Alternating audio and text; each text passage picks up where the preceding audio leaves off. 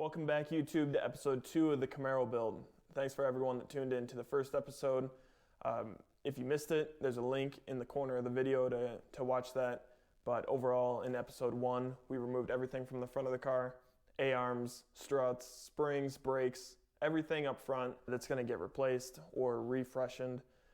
In this episode, I'm planning on removing the rear axle and everything that comes with that. So lower control arms, pan hard bar, drive shaft, brakes, everything like that. There's a lot of work that needs to be done in the rear end. There's a really bad clunk that I want to find and fix. It was making the car just not very fun to drive.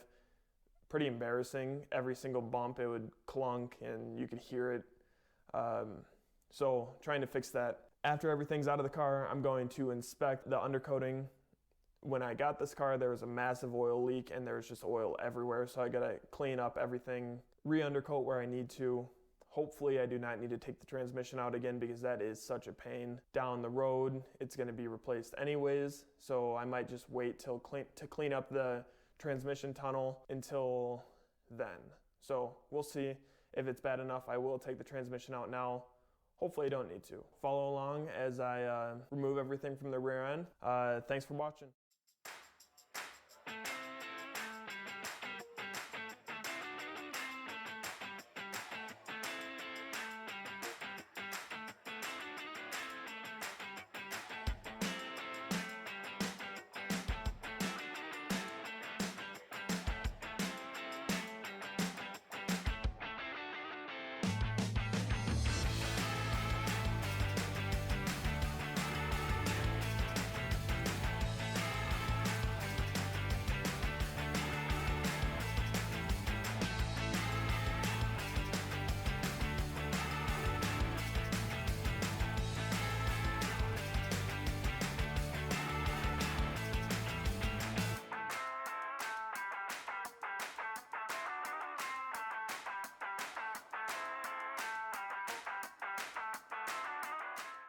As you can see here, this rear left caliper is the brake line, is a solid line going to a caliper.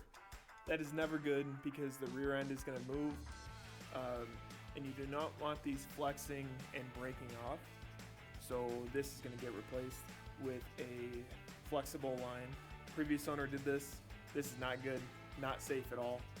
Could be some of the issues with air bubbles in the brake lines. That's going in the garbage.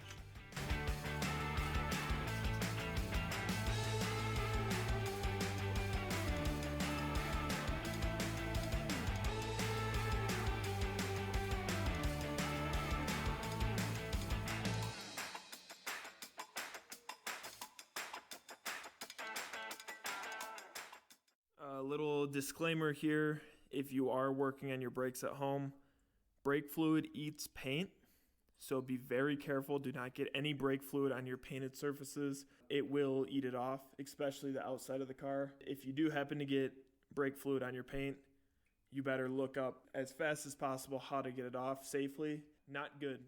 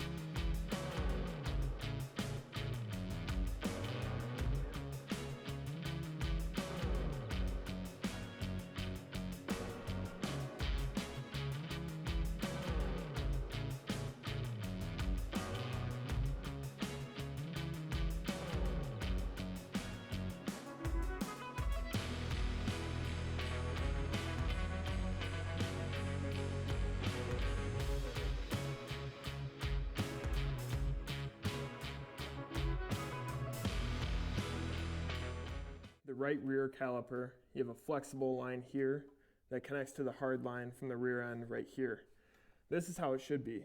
When the caliper moves in and out, this will flex instead of having all the pressure on the hard line and have the hard line snap. The passenger side axle is where I think some of the clunking might be coming from. As you can see, there's a lot of in and out play. And that could be the source of the clunking. I'm not sure. I don't know enough about it to know if this is good or not. My dad said on his car it had the same thing, but that just does not seem good to have so much in and out play. So I got to do some research on that. I don't know. I hope it's not bad. I hope this is not what's causing it, but we'll see. Okay, so I ran into an issue, did not have the proper tools, so I had to run to the store, 1 1/8" wrench, socket, and an adjustable wrench. I hate these, but I needed one. They didn't have a 24mm wrench, so I had to get this. And I'm going to be using that guy to drop the rear end onto it. Hopefully it doesn't break, but we'll see. So here's my plan. Putting the cart over the jack.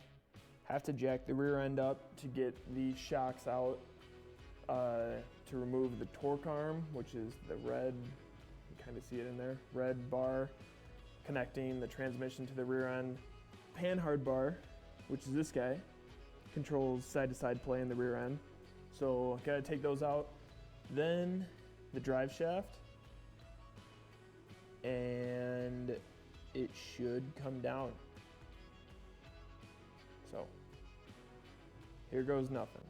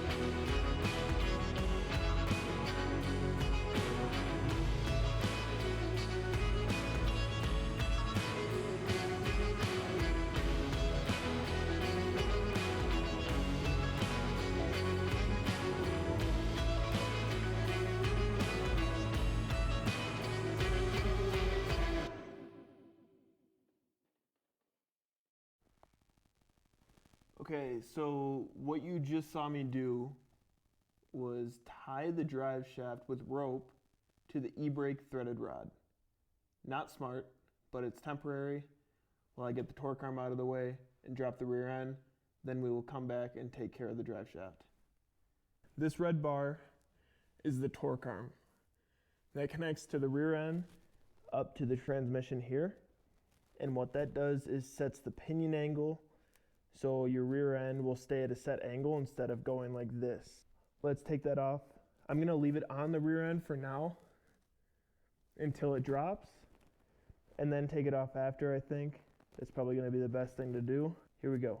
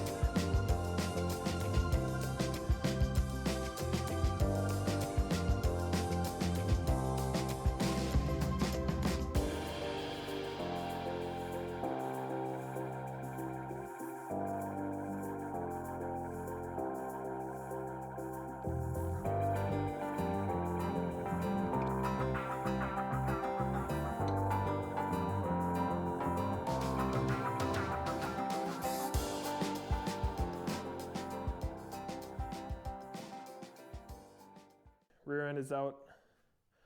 That was fun. As you can tell, it is very dirty under here. Lots of cleaning to do. All right, that's episode 2. That was rough, but at least it's out now. Next video is going to be taking out the fuel tank, the exhaust, brake lines, fuel lines, e-brake, stuff like that. Getting everything in the rear end of the car ready to inspect for undercoating, and then we can go ahead and clean up and re-undercoat if we need to. But yeah, I'm still here, didn't get crushed. Let's go.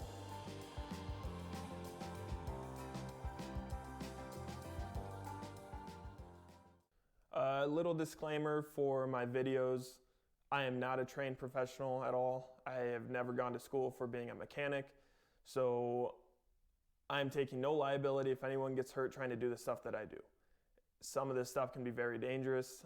Heavy parts, there's spring loads everywhere in the suspension that could be dangerous to take off. Just be safe, use the proper tools. Yeah, you can follow along, but this is not a how-to. This is just documenting what I am doing and hope everyone can enjoy it.